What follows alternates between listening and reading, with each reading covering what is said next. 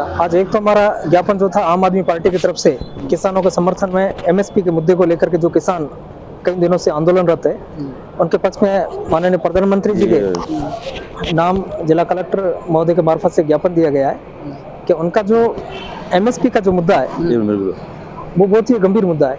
आज नहीं होगा, 2004 में सरकार ने एक वादा किया था, जिस टाइम से उस टाइम से स्वामीनाथन जो कमेटी गठित हुआ था उसने जो इनकी अनुशंसा किया था, और उसके बावजूद आज दिन तक उसको लागू नहीं किया गया है। और किसानों कई सरकारों ने, कई जो राष्ट्रीय दल थे उन्होंने चुनाव लड़ते समय उनके पास में अपने मैनिफेस्टो के अंदर रखा था कि हम हमारी सरकार बनती है तो हम किसानों के एमएसपी की जो होगा इनका समर्थन करती है और इनकी मांग पूरी करेंगे। तो फिर सरकारें जब वादा करती है, मैनिफेस्टो में देती है, जब चुनाव आते हैं उस टाइम से बड़ी बड़ी घोषणाएं करती है, उसके बाद में मुकर क्यों जाती है? आखिर इस देश में किसान ही तो ऐसा है जो सभी को चलाता है। देश की सर रीढ़ भी किसान है, किसान है। और इस किसान के लिए जब नारा पहले दिया जाता था जय जवान जय किसान, जय किसान, तो यहाँ जवान और किसान दोनों को लड़ाने का काम किया गया सरकार ने। जब जवान थे उनको खिलाफ कर दिया, उनके खिलाफ झूठी मुकदमा दर्ज करना चालू कर दिया। तो आखिर किसान अपनी मांग तो रख रहे हैं, ऐसा क्या किसानों की जरूरत पड़ी जो किसी दूसरे देश की तरह आते उनके किले ठोक दिया, रास्ते बंद कर दिए गए? तो ये पूरा एक गलत था। तो ये इस मुद्दे को लेकर के आम आदमी पार्टी के पदाधिकारी कार्यकर्ताओं के द्वारा आज एक ज्ञापन दिया गया था। और दूसरा, जन सुनवाई के अंदर मेरे गांव की एक स्कूल था, राजकीय उच्च माध्यमिक विद्यालय सिंहाड़ी, जिसके हमने एक प्रार्थना पत्र पेश किया है जिसमें कहा कि 2022 में स्कूल कर्मोन्नत हो गया और उस गांव के अंदर कभी का एक बच्ची नहीं पढ़ती थी।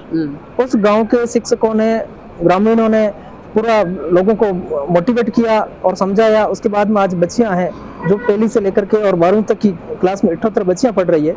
आज उस स्कूल के अंदर मात्र 5 टीचर है, जिसमें एक बीएलओ है, एक उनको चुनाव के टाइम में सुपरवाइजर बना दिया, 2 लोग एक ऑफिस के कामकाज में लग गया, 3 लोग है और पीछे 2 लोग बचे हुए, वो पूरी 12 क्लास को कैसे मैनेज करेंगे?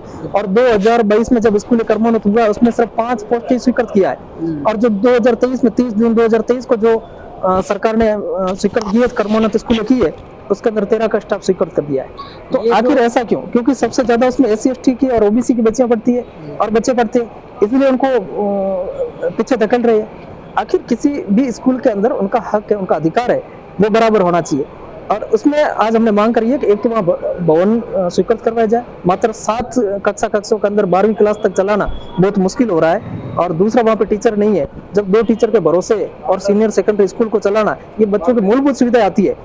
भारत का कॉन्स्टिट्यूशन कहता है कि मूलभूत सुविधा बिजली, पानी, शिक्षा, स्वास्थ्य, सड़क, उनके लिए आप वंचित नहीं रख सकते हो। और ये जो वंचित रखने का जब सरकार के पास बजट ही नहीं था तो कर्मोन्नत क्यों किया? ये तो अभी 2023 में नहीं, वहाँ 23 में हुआ है। ये सारी की सारी बाड़मेर जिले में लगभग सारी स्कूलों को, सभी स्कूलों का हाल यही है। और हाल यही है, अभी वहाँ टीचर नहीं है। अभी हम जस्ट 10 तारीख के बाद में अभी हम पूरी प्लानिंग के साथ में लगे हुए हैं। मैं मेरी टीम को लेकर के पूरे, पहले हम बाड़मेर विधानसभा के पूरे स्कूलों का खाका तैयार कर रहे हैं। हमने काफी स्कूलों का डेटा जुटाई है और उसके बाद में हम उस स्कूल में जाकर और गांव में जाकर हम सर्वे करवाएंगे।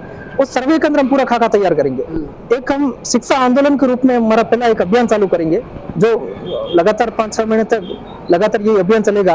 प्रत्येक स्कूल के अंदर जाएंगे, उसमें टीचर कितने, भवन कितने, बच्चे कितने, बिजली की व्यवस्था है या नहीं है, पानी की व्यवस्था है, बाथरूम है, कॉमन है या बच्चियों और बच्चों के लिए अलग से व्यवस्था है, ये पूरा हम खाका तैयार करके और उसके बाद में हम सरकार के पास में अगर मानेंगे तो ठीक है।